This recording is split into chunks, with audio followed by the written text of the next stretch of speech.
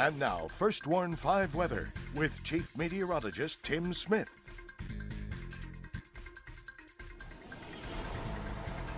Hey folks, we're live tonight at Angelo Dewis Park south of Mission, right along the Rio Grande. That's the river that you see back there behind me, and the river at a normal level down here. We showed you earlier in the newscast, we talked earlier in the newscast about the lakes upstream, Amistad and Falcon. Now we can give you some graphic support behind that. Take a look at the graphic that shows Amistad and Falcon. Amistad is a narrower lake, Falcon is a wider lake. Amistad is deeper, Falcon is not as deep. And you can take a look at the dam.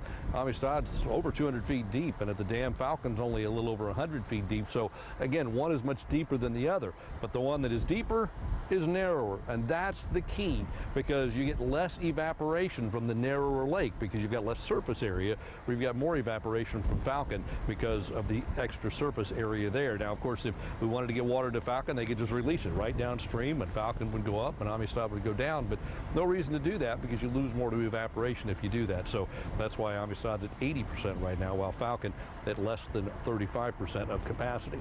Let's look at the watershed today, see what's going on out there, and there's been not much. It's been a pretty quiet day across the region, and you look for showers and you look for thunderstorms. There's the watershed, and you don't see a lot. That is the watershed. And again, if rain falls on the U.S. side, if it's not within 10 miles of the river, it's not going into the river. It's going to the Nueces River, or one of the other rivers that flows toward the Gulf, downhill toward the Gulf. If it falls on the west side or the south side of the Rio Grande, that's what goes into our watershed. That's what goes into the Rio Grande, and eventually comes down to Falcon or Amistad, or in the case of even Marty Gomez Reservoir in Mexico, which is south of Rio Grande City along the Rio San Juan. So that's how the water gets to us. If it doesn't fall in that watershed, we're not getting it. If it falls north of El Paso in the Rio Grande, we're not getting that either. Usually that's used up in El Paso and never makes it past the Big Bend and down our direction. So you kind of get an idea of where that water comes from in the watershed.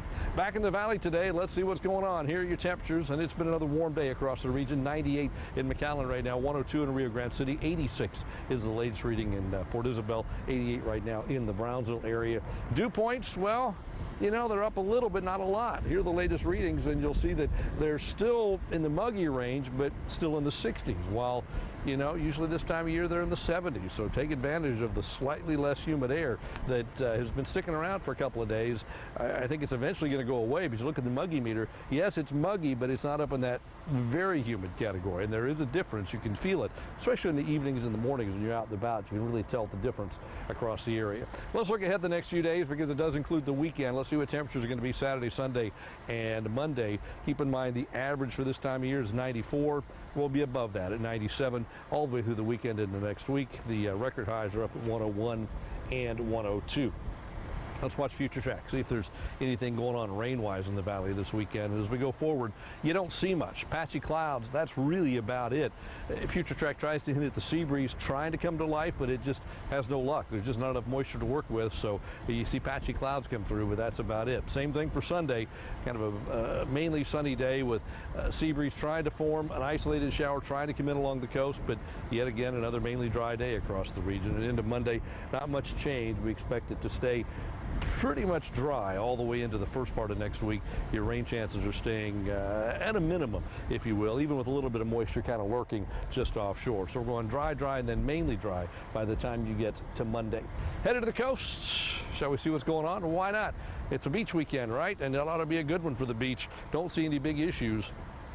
Here are the conditions. In the morning, temperatures in the 80s. Southeasterly breeze. UV is extreme. The rip current risk, like you like to see it, is low. Surf temperatures 83 degrees right now. By evening, temperatures in the low 80s. The southeast wind continues pretty much all day long at the coast, but not particularly strong.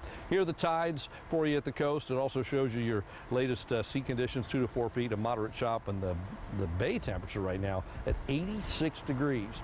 So for tonight across the valley, we continue to see partly cloudy skies, probably clearing out as the night goes on. A low of about 74. The wind's diminishing, relatively light overnight, and then tomorrow we're back to partly to mostly sunny again. High temperatures tomorrow afternoon back in the mid-upper 90s with a breeze out of the southeast, but not a real strong wind tomorrow. Southeast at about 7 to 15. Here we go. Next 7 days. Take a peek at them, and these include the weekend into next week, and we don't see any big push of cool air, of course, now that we're into June, and we don't really see anything to push any significant moisture in here. Now we kind of have to look to the tropics, and the next 7 days, there's nothing in the tropics to come our direction.